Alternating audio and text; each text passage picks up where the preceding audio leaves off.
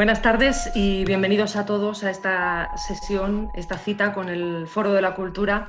Esta cita online, por cierto, que en esta ocasión ha querido abordar el tema del cambio climático desde una perspectiva muy concreta y con el siguiente título: La carrera de las oportunidades perdidas. Teniendo en cuenta que existe, o al menos eso pensamos, un consenso de la comunidad científica y al parecer de la sociedad sobre el cambio climático y las consecuencias del calentamiento global, en los próximos minutos vamos a intentar dar respuesta a distintas cuestiones que han ido surgiendo en los últimos años y que se derivan de esta situación, entre otras, por ejemplo, de la desconfianza ciudadana hacia estos argumentos o de la falta de acciones concretas para frenar la destrucción de los recursos del planeta. También nos vamos a preguntar por los motivos de la inacción de los responsables políticos y de los poderes económicos a una situación que hace tiempo que está no solo en la agenda de los medios de comunicación, sino también de las grandes cumbres políticas.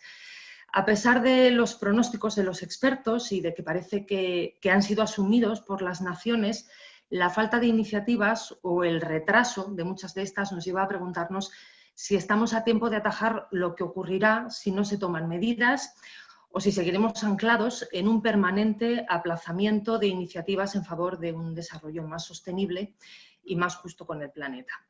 Y sobre todo, además, uno de esos temas será cómo hacer que la masa social se mueva más a favor de una agenda justa con la tierra y con el bien común que con los intereses particulares y con el desarrollo económico por encima de otros argumentos.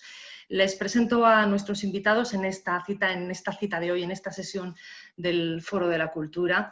Presentamos en primer lugar a Jean-Martin Fortier, que es agricultor, autor, educador y defensor de la agricultura sostenible ecológica a escala humana y además económicamente viable. Es de Quebec y es el horticultor más influyente, que no son palabras mías, sino del periodista Juan Cruz en El País, en un artículo de este año.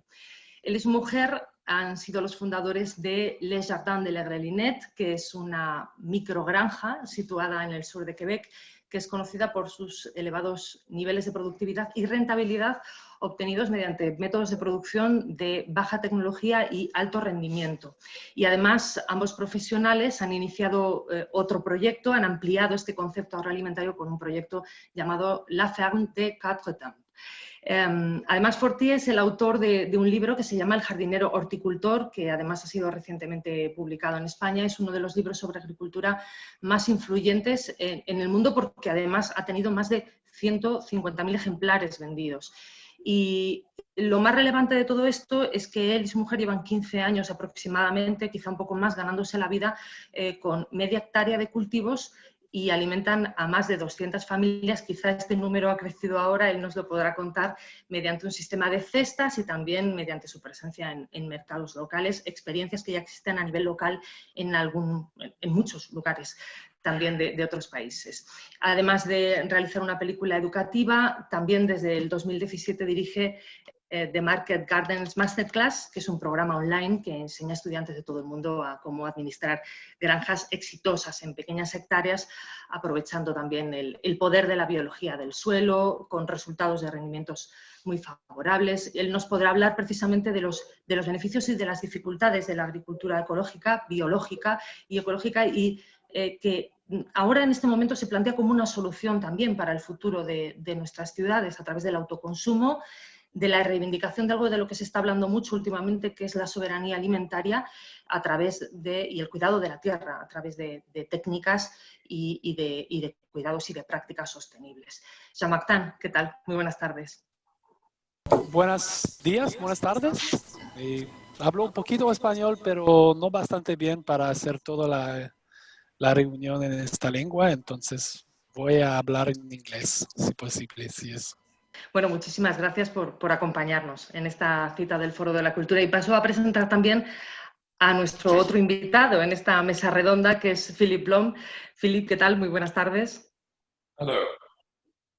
Les presento. Philippe nació en Hamburgo en el año 1970, es historiador, es novelista, es traductor, estudió en distintas ciudades europeas. Estudió en Viena, estudió en Oxford, donde se doctoró, por cierto, en Historia Moderna, y precisamente sobre Historia Moderna han versado varios de sus trabajos y de sus libros más conocidos, además de haber publicado varias novelas.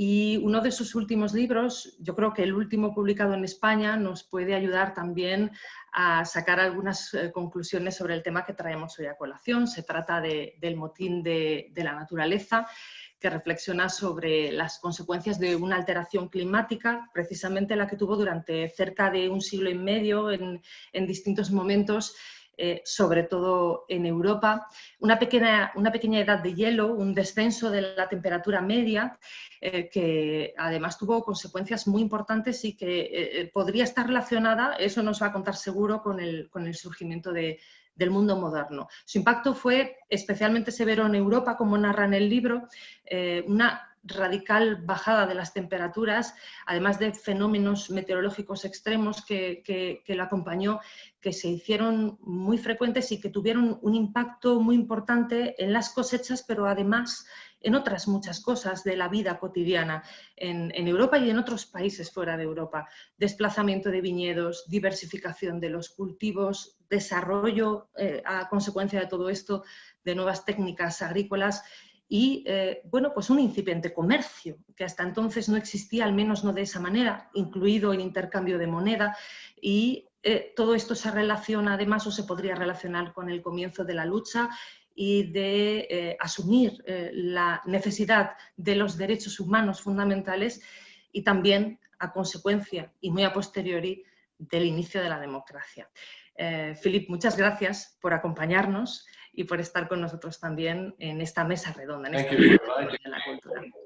Bueno, es especialmente interesante y bueno, creo que podemos comenzar a contestar en el orden en el que os he presentado, pero después podemos iniciar el debate como queráis, que podamos relacionar el cambio climático con un cambio de la sociedad.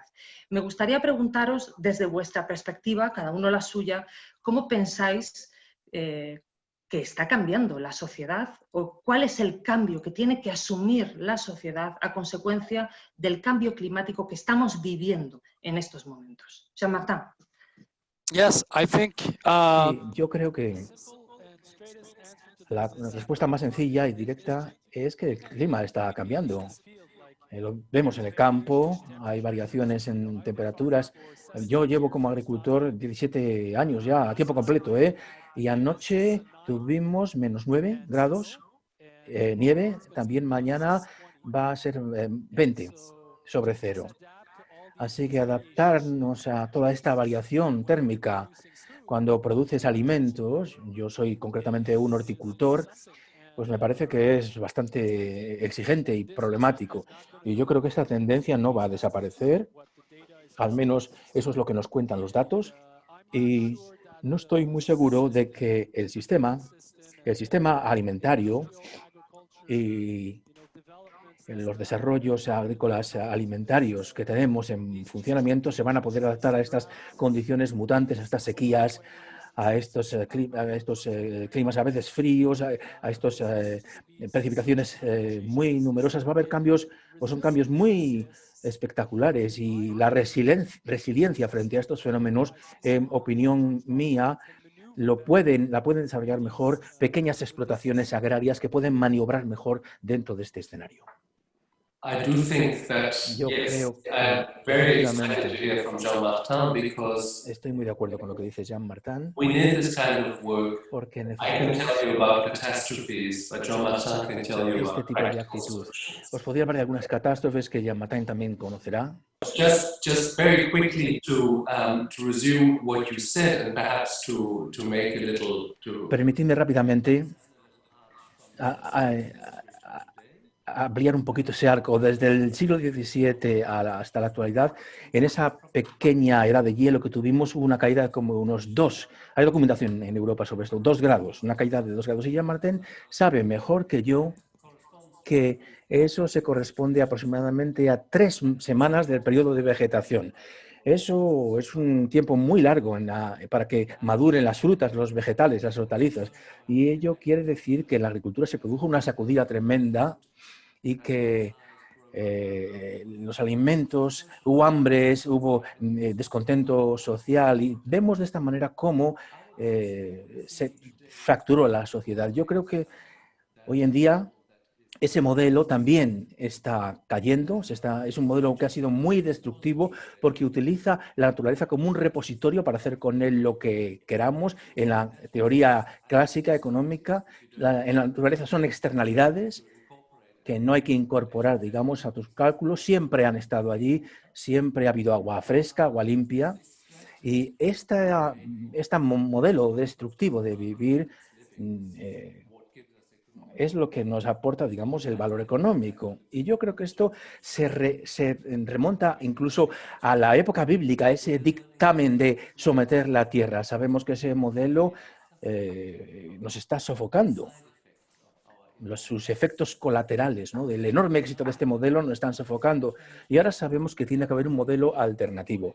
Y yo creo que eso lo incorpora lo que hace Jean Martin, precisamente porque es una cooperativa solidaria la que él maneja, pequeña, que nosotros no podemos seguir explotando la tierra, no podemos parasitar la faz de la tierra. Y sabemos que muchos parásitos, la mayoría, no matan a su huésped. Tenemos que aprender a vivir también nosotros en algún tipo de equilibrio con el resto de la naturaleza a la que pertenecemos. Y quizás entonces tengamos una oportunidad. Jean-Martin, no sé si querías añadir algo a este tema. Yeah, I just want to say that I agree so much. Sí, solo quería decir que estoy tan de acuerdo con lo que Philip ha dicho. Efectivamente, yo añadiría en todo caso, yo lo veo de la siguiente manera, un poco positiva también, que la interacción con la naturaleza, en mi caso, nosotros hacemos ecología, agricultura ecológica, aprender a utilizar los recursos de la naturaleza para nuestros propósitos, pero a un nivel económico y ecológico y pequeño. Y aprender todo esto, para mí personalmente, ha sido la mejor aventura de mi vida. Y por eso hay también una parte positiva, en el sentido de que aprendemos a vivir dentro de los límites de la naturaleza y a interactuar con los procesos. Y cuando somos inteligentes, cuando nuestra inteligencia domina también, o utiliza, mejor dicho, el poder de la naturaleza, en lugar de destruirla y someterla, como decía Philip, yo creo que, y sin soslayarla, pues se generan resultados muy empoderantes y muy increíbles y muy fascinantes. Yo creo que nuestras generaciones tienen que aprender esto, las nuevas generaciones tienen que aprenderlo, tienen que transmitirlo, y eso es un poco la parte positiva que veo yo a la revolución que yo creo que estamos a punto de iniciar aquí. Me gustaría preguntaros si precisamente esa pequeña revolución de la que hablaba Jean Martin tiene la suficiente entidad en comunidades locales como para tener su efecto. Hay un dicho que es piensa global, actúa local. Se está actuando de forma local, pero de manera tan generalizada como para que tenga efectos de manera general y que se note. Again, another great question. And otra gran pregunta. Mi respuesta a esta pregunta es que yo he visto en los últimos años de mi participación en este proyecto es que nosotros no solo somos agricultores, también vendemos directamente al consumidor y creamos una relación, que es neutra en carbono, que es muy benigna y beneficiosa en todos los aspectos. Es un contacto muy humano. La gente viene al agricultor y el agricultor se desplaza también al cliente, a la gente. Bueno, todo esto lo digo porque una vez que la gente pruebe esta forma nueva de alimentarse y de interactuar, pues se va a convertir en algo que va a crecer. Y de esta manera se construye comunidad y unas relaciones correctas entre los seres humanos y en la sociedad. Yo no soy la persona adecuada para decir que estas relaciones van a superar la manera en que hoy en día la humanidad se alimenta, pero lo que sí que sé es que cada vez que se reactiva este tipo de conexión, resulta positiva y tiene un efecto multiplicador. Se multiplica en cualquier lugar que mires, en Estados Unidos, en Europa o en América del Norte, en Sudamérica también. Se está dando ya, está sucediendo y responde a una necesidad. Y por eso este movimiento, si va a conseguir frenar la destrucción del sistema alimentario actual, no lo sé, pero desde luego es algo que es positivo en sí mismo, que está sucediendo, que está creciendo y que se está multiplicando. Así que no se trata tanto quizás de alimentar, si somos capaces de alimentar el mundo, sino si somos capaces de alimentar a nuestras comunidades. Si nos centramos en eso, eso ya en sí mismo me parece que es un objetivo muy interesante y nos da poder, además, nos otorga poder. ¿Puedo hacer una pregunta? Puedo hacerte una pregunta. Lo que dices suena maravilloso. ¿Cómo funciona esto en las comunidades, en las grandes ciudades? Sí, yo creo que funciona si somos capaces de desarrollar muchas explotaciones pequeñas en el exterior de las ciudades que vayan 2, 3 veces a la semana al centro de la ciudad. La mayor parte de mis clientes viven en ciudades y alimentamos a 250 familias. Yo salgo de mi explotación, de mi huerta, de mi huerto, voy a la ciudad, aporto el alimento y se trata solamente de que la gente cambie un poco sus hábitos. No es como tener un supermercado que está abierto las 24 horas del día y todo el año. No, ellos tienen que conectarse a un sistema de horario y es un modelo que se puede cambiar. Pero una vez más, yo creo que es en las periferias de las ciudades donde hay muchas granjas, muchos huertos y claro, la gente vive en ciudades. Pero así se alimentó a París, por ejemplo, durante 200 años. Y ya sabéis que París en 1900 tenía ya 5 millones de habitantes. Así que yo sé que es posible esto de lo que hablo, pero vamos a necesitar más huertos, más huertas, más explotaciones, más granjas. Y así es como yo funciono. Philip, ¿cómo ves esta situación? ¿Cómo piensas que deberíamos adaptar las enseñanzas que podemos sacar de sucesos y situaciones que ya han ocurrido, por ejemplo, la que tú narras en el motín de la naturaleza, para una situación como la de ahora, en la que esta sobreexplotación de los recursos puede llevarnos a una situación límite? Yo creo que no se trata tanto de argumentar, sino más bien de experimentar. A través de la experiencia es como podemos cambiar, transformar una manera de pensar y una manera de vivir. No puedes convencer a alguien diciendo sencillamente que tengo un argumento mejor, un poco como un dictador. He hecho todos estos estudiantes. No, todos estos estudios, perdón. En el siglo XVII, esa ruptura del sistema generó nuevas formas de conocimiento, muchas de las cuales al principio no tuvieron mucho éxito, por ejemplo, la magia, la alquimia, el misticismo, pero alguna sí que sobrevive, como la ciencia empírica, y generó a su vez una nueva forma de vivir, un nuevo tipo de persona, gente en las ciudades que sabía contar, que sabía leer, que sabía escribir, que tenían educación y a través de que se generó el comercio, que con el comercio también se generaron muy buenas ideas y así empezó a cambiar la sociedad y el mundo. Así que hay un proceso muy parecido en la actualidad. Vemos que hay una historia que se está rompiendo, la historia de el argumento de que somos los jefes de la naturaleza y que por lo tanto podemos a través de la tecnología, de la ciencia, con nuestra arrogancia controlarlo todo. Y también nos damos cuenta de cómo la experiencia, por ejemplo, la experiencia que estamos por primera vez teniendo con el coronavirus en todo el mundo, no es una buena experiencia, lo confieso, pero la gente está entendiendo que no somos extraños a la naturaleza. Ese virus tan primitivo con una cadena de ADN tan estúpida puede hacer que las economías más poderosas del mundo se vengan abajo en cuestión de muy poco tiempo, ¿no? Y la verdad es que todos nosotros somos seres orgánicos y por eso nos damos cuenta de que tenemos que protegernos de esto. Me parece una experiencia muy poderosa y desgraciadamente no va a ser la única experiencia de este tipo que vivamos en los próximos años. Yo creo que cuando hay algo que sabemos que no funciona, la gente tiene que empezar a plantearse alternativas. Y eso lo vemos ahora mismo, ese vacío que la historia del dueño de la naturaleza ha dejado.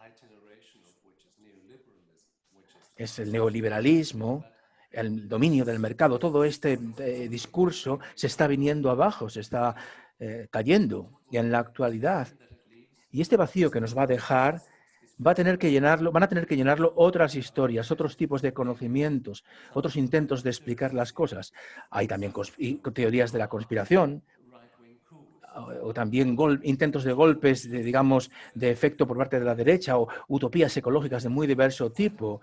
Bueno, pues yo creo que es muy importante este tipo de desarrollos, porque estamos viendo cómo estas experiencias que compartimos están cambiando nuestra perspectiva del mundo, y también nos estamos dando cuenta de que hay un conflicto de narrativas. Y no es necesariamente, no va a suceder necesariamente que las mejores o las más bonitas vayan a triunfar en nuestras sociedades. Es posible, como vemos, por ejemplo, en los Estados Unidos, que y estamos en mitad de la elección americana, que veamos que a lo mejor la mitad de los norteamericanos, de los estadounidenses, están muy contentos con la persona que es presidente de la nación en estos momentos. No solamente los liberales, quizás eso sí, claro, pero es que hay mucha más gente. Y eso que Trump pisotea los valores de la gente con sus pies, ¿no? O sea, que es la experiencia, no los argumentos lo que cambia a la gente. Cuando cambiemos a través de las experiencias, cuando nos demos cuenta de que lo que hacemos no funciona y veamos, como hace Jean Martin, que lo que hacemos puede funcionar y que puede realmente funcionar de una manera más saludable, más satisfactoria de lo que hacíamos antes, estoy seguro de que las hortalizas de Jean Martin saben mucho más ricas que las del supermercado. Bueno, pues cuando podamos probarlas, quizás no queramos regresar a lo antiguo. Y a lo mejor no vamos a tener esa facilidad de tener limones o aguacates en cualquier momento del año, pero podemos estar ante el comienzo de algo muy interesante, muy emocionante. Y, sin embargo, parece que está costando que cale este argumento en la sociedad de alguna manera, ¿no? No sé si tendríamos que plantearnos si se pudieran acelerar los plazos para argumentar y hacer que, mediante esa experiencia, el conjunto de la sociedad se concienciase de la necesidad de cambiar ese modelo productivo y de luchar contra el cambio climático. Hemos llegado a un punto, mencionabas además precisamente a los seguidores de Trump, en que parece que hay personas, una gran parte de la sociedad, aunque no toda, que seguía más que por argumentos o por certezas, por creencias. ¿Os habéis encontrado y cómo pensáis que se puede luchar precisamente contra ese sistema de creencias para intentar favorecer ese cambio de desarrollo que ahora mismo, bueno, pues por ejemplo, personas como Jean Martin están propugnando a través de su propio trabajo? I don't think you can. No estoy muy seguro de que no tenemos la bala de plata, la solución mágica. Yo creo que se pueden generar oportunidades, que se pueden generar posibilidades de hacer cosas de una manera distinta, pero no es posible, digamos, meter a la gente o embutir a la gente estas ideas ni hacer que así cambien. Yo creo que es la vulnerabilidad de las democracias. Las democracias se generaron porque la gente estaba cansada con algunos desarrollos anteriores. Y ahora lo que tenemos son estructuras de poder que hacen que el sistema sea muy lento. Eso en sí mismo no es negativo, pero en un momento en el que hace falta una actuación rápida, a lo mejor esto es un problema. O la gente lo va a percibir como un problema porque vamos a estar a merced del poder regenerador de la naturaleza, francamente. Y no sabemos hasta qué punto es robusto o lo suficientemente robusto, pero no podemos detener la destrucción mañana mismo. Aquí lo que es importante, y tú lo has dicho, es que hay que vivir a nivel local y pensar a nivel global. Pero claro, es que ya no hay problemas locales, esa es la cuestión. En el bosque tropical brasileño y en otros bosques tropicales, yo tuve que manejar 3 fuentes distintas para una estadística que es la siguiente, para esta estadística. En el último año, a cada minuto se han destruido X número de hectáreas de bosque tropical. No es un problema local de Brasil, es un problema donde yo estoy, en Austria, y es un problema en Quebec y es un problema también en España. Y no podemos decirle a la gente de Brasil que cambien su manera de hacer negocios. Estamos en un momento en el que el entendimiento humano empieza a ser demasiado lento para la enorme cantidad de revoluciones y de transformaciones que se están desarrollando.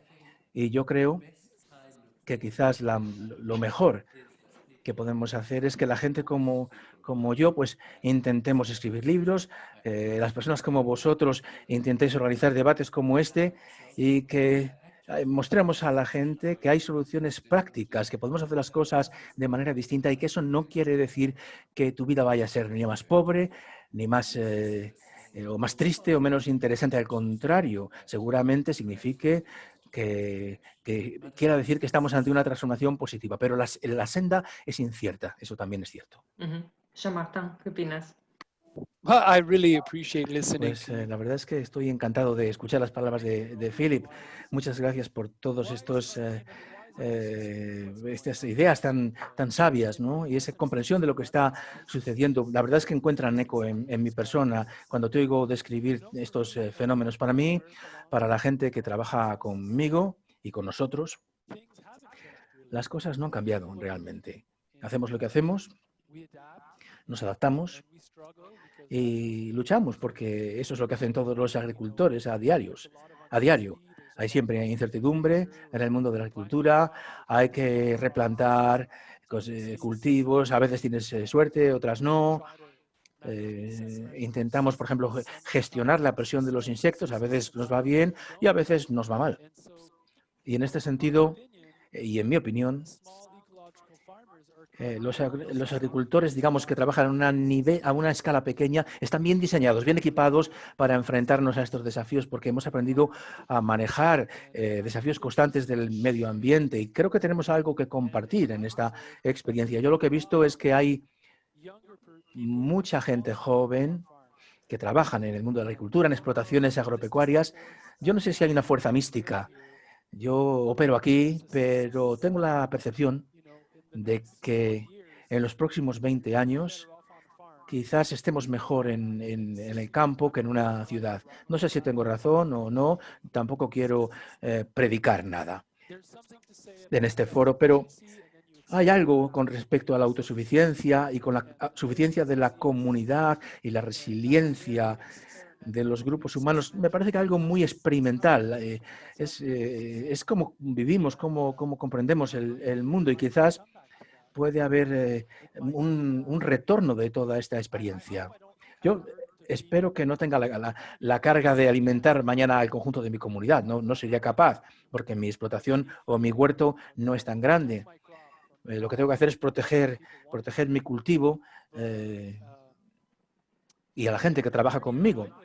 Pero bueno, yo realmente creo que el modo de vida que yo llevo es bueno y que la transformación que pueda generarse a partir de ahí puede ser positiva. Va a haber sufrimiento en el futuro, pero lo que yo hago me parece muy positivo, muy inspirador, y la gente que trabaja conmigo, lo que hacemos, me parece muy positiva en su conjunto. Quizás yo podría añadir algo a lo que dices. ¿Qué podemos hacer, no?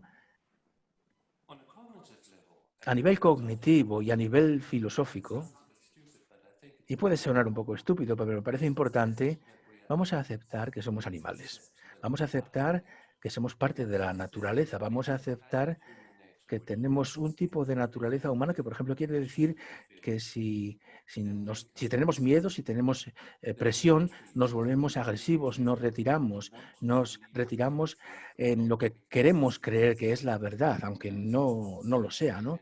Y eso es lo que está pasando en muchos sentidos en la actualidad. Yo pienso que crear situaciones en la sociedad en las que la gente no está bajo estrés, no está bajo presión, dar a la gente una percepción realista de la esperanza en un futuro realista,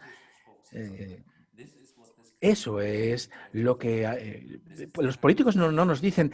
¿Cómo vamos a ser en el 2025? El tipo de sociedad que queremos, cómo nos podemos adaptar al cambio climático que está pasando y que no podemos evitar. Esto nos vendría bien. Ese es el mensaje, ¿no? Si pudiéramos transmitir ese mensaje a las personas, si pudiéramos fomentar ese mensaje en la sociedad, yo creo que habría algún tipo de motivación para que la gente se reconecta y se comprometa con este proceso y quieran ser parte de él. En estos momentos vivimos en un sistema de mercado que no nos sirve, que cuando, por ejemplo, se dio el coronavirus, falló en términos de aprovisionamiento, que no nos funcionó cuando más lo necesitábamos. Yo creo que cuando nos demos cuenta de que somos parte de la naturaleza y porque si nos separamos de la naturaleza y nos hemos ido a un mundo totalmente artificial, cada vez tenemos menos experiencias análogas a las de la naturaleza. Y quizás eso es una cosa que nos deja perplejos como primates que somos. Estamos asumiendo cosas que no somos capaces de integrar en nuestra propia experiencia evolutiva de tantos miles y millones de años. Nos vemos como, o cientos de miles de años, nos vemos como seres racionales que nos autodeterminamos, pero a lo mejor no caemos en la cuenta de que somos otro primate más que tiene más éxito, ha tenido más éxito en el pensamiento simbólico y en otras cosas que otros primates. Pero en ese sentido tampoco estamos fuera de la naturaleza en absoluto. Y solamente vamos a encontrar una manera de vivir para cada uno de nosotros si somos capaces de encontrar un equilibrio con el mundo que nos rodea al mismo tiempo. Pero fíjate, Philip, que tú dices en tu libro, al que he mencionado varias veces, que somos la primera generación de la historia que tiene una concepción relativamente clara de lo que vamos a legar al futuro, a las siguientes generaciones. Me gustaría preguntaros precisamente por el papel que consideréis que va a jugar la sociedad por encima incluso de los gobiernos, de las naciones que no parecen estar tomando iniciativas claras y concisas de cara al futuro y a acabar con los efectos del cambio climático y del calentamiento global. Si pensáis que va a ser la sociedad por encima de esos gobiernos. Además, creo que en vuestros discursos se ha notado que diferenciabais entre la iniciativa ciudadana y la de los políticos, y si van a ser, además de las sociedades, las generaciones más jóvenes las que lideren este cambio. My opinion about Mi this, opinión sobre esta cuestión es que ya llevo muchos años pensando que la política, los políticos siempre actúan a posteriori, cuando los cambios ya están en marcha. Y eso es ese es el momento en el que ellos intervienen. En mi opinión, no son ellos los que generan los cambios, sino más bien van en pos del cambio, ¿no? Se suman al tren cuando ya está en marcha. Si somos serios o si nos tomamos en serio crear cambios, creo que tenemos que empoderar a la gente para que sean capaces de crear ellos mismos los cambios, que se empoderen a sí mismos para hacer cosas y no sencillamente poner esta carga sobre una institución y esta responsabilidad sobre un poder superior porque realmente no les pertenece, ¿no? Además, tiene un efecto paralizante. Por eso yo siempre he visto las cosas de esta manera, ¿no? Y por eso precisamente yo soy un emprendedor y trabajo con personas que tienen proyectos creativos y trabajan con ellos. Y pienso que los millennials, la gente más joven y los que vengan detrás, es como van a operar y va a hacer funcionar el mundo a base de proyectos, porque ellos quieren tomar las riendas, trabajar, cooperar, trabajar juntos, hacer cosas. Mi límite, digamos, mi horizonte es cómo todos estos centros de creatividad pueden colaborar y generar un centro superior y generar un trabajo común más amplio, ¿no?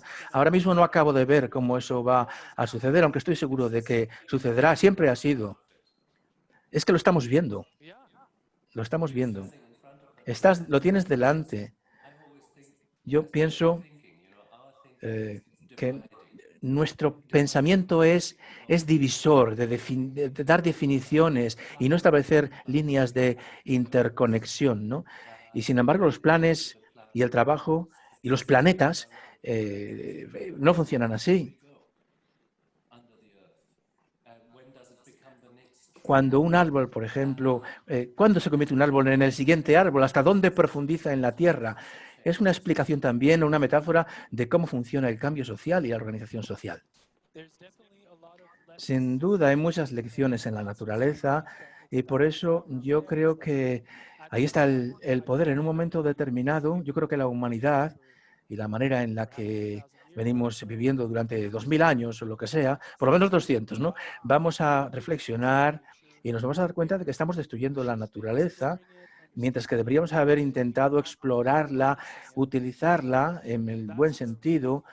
Yo creo que ahí es cuando yo conecto, Philip, con tu mensaje. Las respuestas están dentro de nosotros, pero también están en la naturaleza y la enseñanza está ahí. El rumbo que tenemos que seguir tiene que ver con comprender la naturaleza, pero desgraciadamente estamos destruyéndola a pasos agigantados. Yo no sé si va a quedar suficiente como para que realmente podamos entender en un momento dado cómo funcionan los sistemas naturales, pero si esto sucede será el fin de todos nosotros y, no, y vamos a tener que reinventarnos y la transformación tiene que ser completa y drástica. No lo sé. Precisamente la sobreexplotación de recursos está todavía ocasionando en pleno siglo XXI incluso el desplazamiento de grandes masas de población debido a que ya no disponen de esos recursos naturales, de tierras que en principio incluso eran suyas, hablando de algunas comunidades indígenas. Son problemas que afectan no solamente a los países en teoría desarrollados, están afectando de forma global a todo el mundo. Desde vuestro punto de vista, ¿qué es lo que tiene que cambiar? ¿De qué modo tenemos que reorientarnos, tanto como sociedad como las propias naciones a través de sus políticas, para que esto empiece a no suceder así, para que de alguna manera podamos tomar esa senda de la recuperación y comencemos a no explotar los recursos de tal manera que nos quedemos sin ellos, que acabemos precisamente en esa situación límite de la que estamos hablando desde el principio de esta conversación? Philip, if I can start on this one and just tell you, in my opinion, Si me permites, Philip, que empiece yo, en mi opinión, cuando las grandes masas de población se desplazan porque no hay recursos, eso no es toda la historia. También porque hay formas de organizarnos mejor, de, por ejemplo, captar el agua de lluvia, llevar agua al desierto. Hay formas inteligentes y elegantes que sabemos que existen, que sabemos cómo operarlas.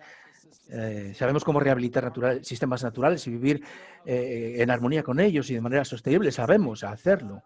Pero, ¿qué es lo que pasa? Que esa información no está presente en determinados ámbitos o en determinadas circunstancias y que no existe a veces la información correcta, los ejemplos correctos. Y esa es la misión que tenemos. Es para lo que estamos aquí, recrear con estas iniciativas modestas, sostenibles, ecológicas, y conseguir que se multipliquen, que se propague. Ese va a ser el trabajo de los próximos 50 años, recrear, reinventar la ecología a través de la inteligencia, de los medios que tenemos a nuestra disposición.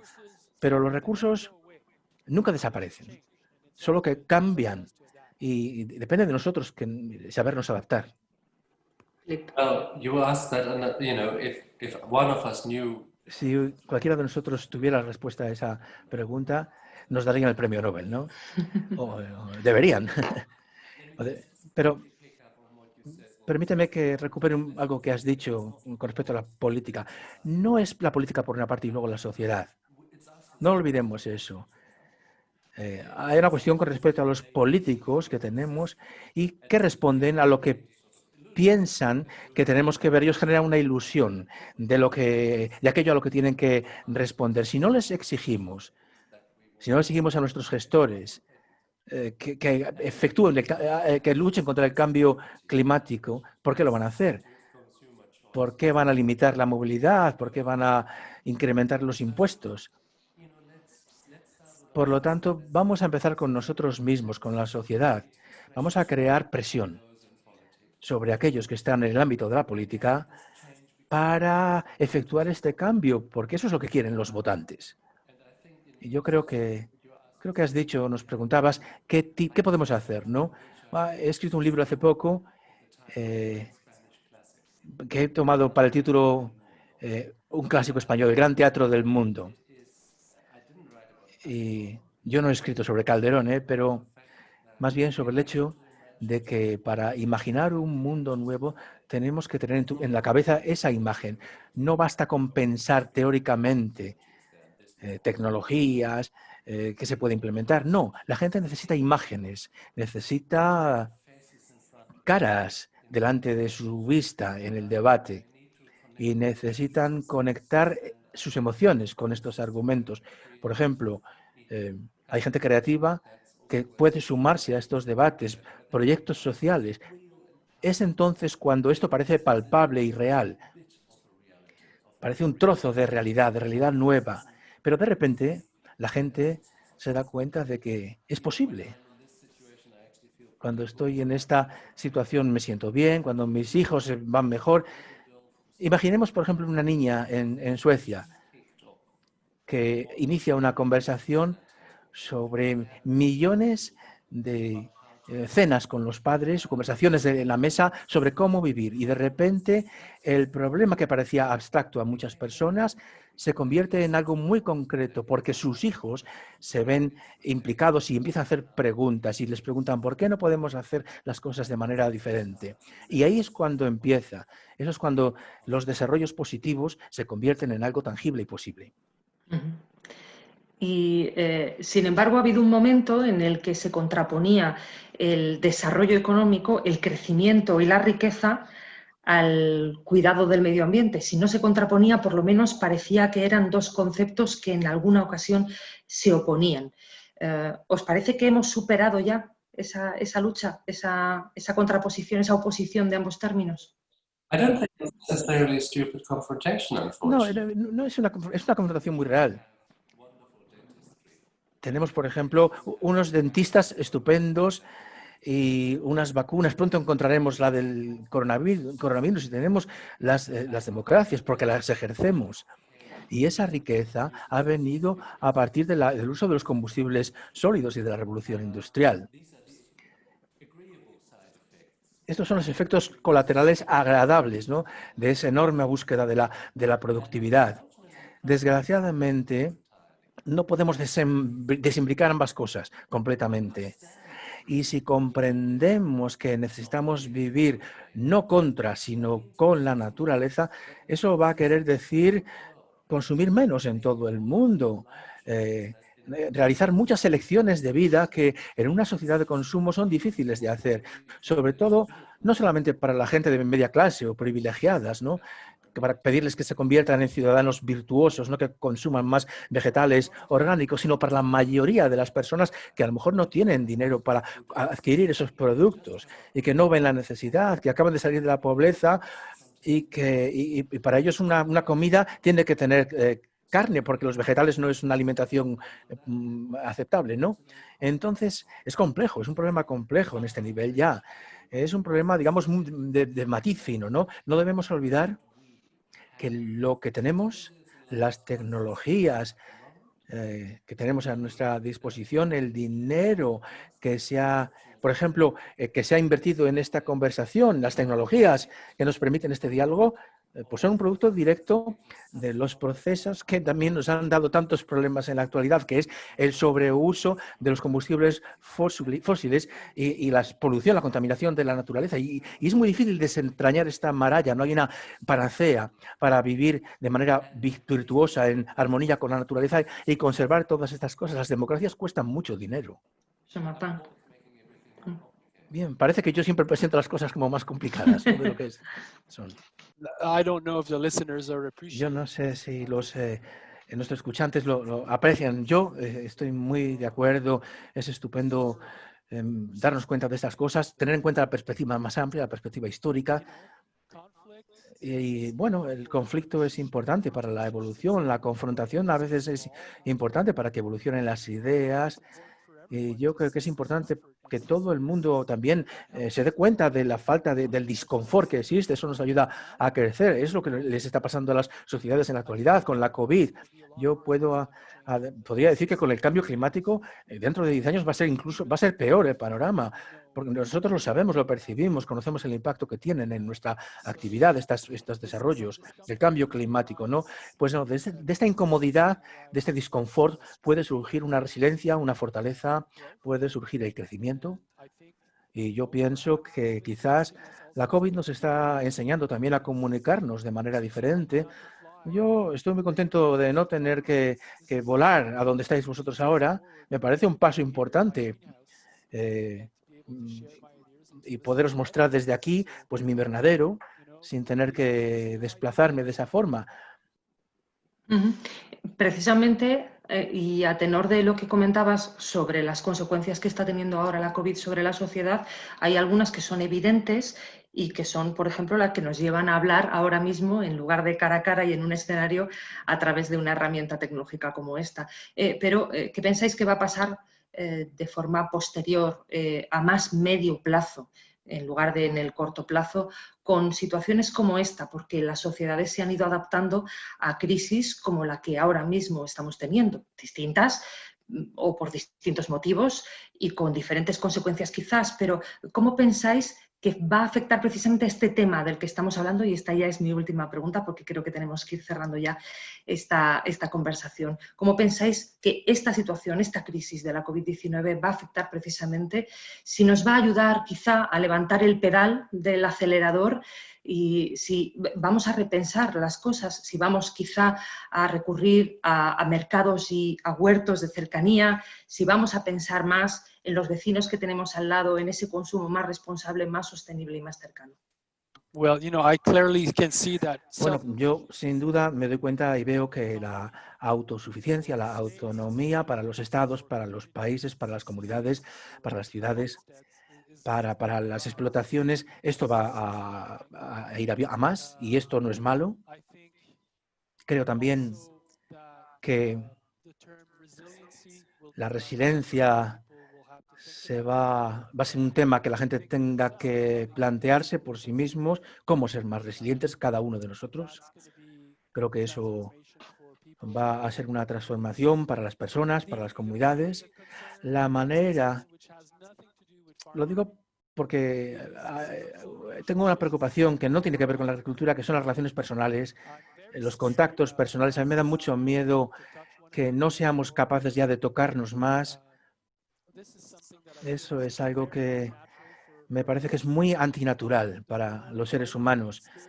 Cuanto más felices, más inspirados, motivados estamos, más queremos tocar, compartir, estar con la gente. Yo veo que esta enfermedad está creando nuevas barreras que no estaban antes. Y en otro nivel, esto me preocupa también, ¿eh? Me preocupa bastante. Ahí lo dejo. Sí, yo comparto esa preocupación, tanto a nivel teórico como a nivel muy personal. También yo me gusta mucho la música y, por ejemplo, los conciertos. En fin, nosotros vivimos con rituales y secularmente, ¿no? Y esos rituales suelen darse en salas de conciertos, en festivales y en teatros, en este tipo de locales. Entonces, si nos quitan eso, si nos despojan de eso, pues nos roban también momentos de comunión, de comunidad, casi comunión, ¿no? Y eso es muy crucial. Y a mí también me inquieta muchísimo eso, esa falta de proximidad física con la gente. Creo que lo que has dicho es muy cierto. Naturalmente, nuestras sociedades van a cambiar. Y yo creo que no tenemos que hacernos ilusiones de que el COVID vaya a desaparecer de repente o que se vaya a aislar de manera muy rápida. En la mayor parte hemos tenido más enfermedades, más epidemias, algunas pues aisladas o locales, pero claro, cuanto más penetremos, digamos, o disturbemos la naturaleza, nos van a pasar cosas más cosas como esta, ¿no? Y ello también asociado al cambio climático. Por terminar con una nota un poco más optimista, yo creo que el COVID también nos ha demostrado una cosa que es importante en las conversaciones que llevemos en los próximos años. Las personas que critican esta locura neoliberal de una economía neoliberal sobrecargada, siempre nos decían, sí, lo sé, es terrible, ¿no? Estas consecuencias son tremendas que nos cuentan que la gente lista, los políticos, la gente en las grandes empresas, nos dicen, sí, sabemos que es terrible todo, que es una gran tragedia, pero ¿qué podemos hacer? No podemos detener la super máquina, ¿no? Los mercados tienen que seguir funcionando. La máquina del capitalismo, de la economía hiperglobalizada, no se puede tocar. Y luego llegó el COVID o la COVID y en cuestión de días nos encontramos con que las sociedades nos dimos cuenta de que lo que queríamos proteger no era la gente que no era productiva económicamente, que cuestan dinero, los mayores. Bueno, pues eso también va a tener consecuencias económicas que van a ser difíciles de soportar. Pero yo creo que lo que no va a desaparecer es esa percepción de que hemos tenido de que tenemos una elección, que podemos hacer las cosas de manera distinta si queremos. La gran máquina no es una especie de Dios que tenemos que apaciguar o seguir necesariamente. Esto creo que es algo que es un producto de nuestras deliberaciones, de nuestras decisiones. Y eso no va a desaparecer a pesar de todas las conversaciones que tengamos en el futuro sobre lo que tengamos que hacer con nuestras vidas. Pues ha sido un placer escuchar a los dos, a Philippe Lhomme y a Jean-Martin Fortier, en esta sesión del Foro de la Cultura, en esta cita con los dos, hablando precisamente de todas estas cuestiones relacionadas con el cambio climático y sobre el futuro de la sociedad y el papel que tenemos precisamente en atajar todas estas consecuencias. Philippe, Jean-Martin, muchísimas gracias. Un placer hablar con vosotros. Thank you. Gracias. Muchas gracias a quienes nos están escuchando también, por cierto, nos han estado viendo en esta sesión del Foro de la Cultura, y les invito a disfrutar del resto de las sesiones, del resto de las citas que tenemos en la edición de este año.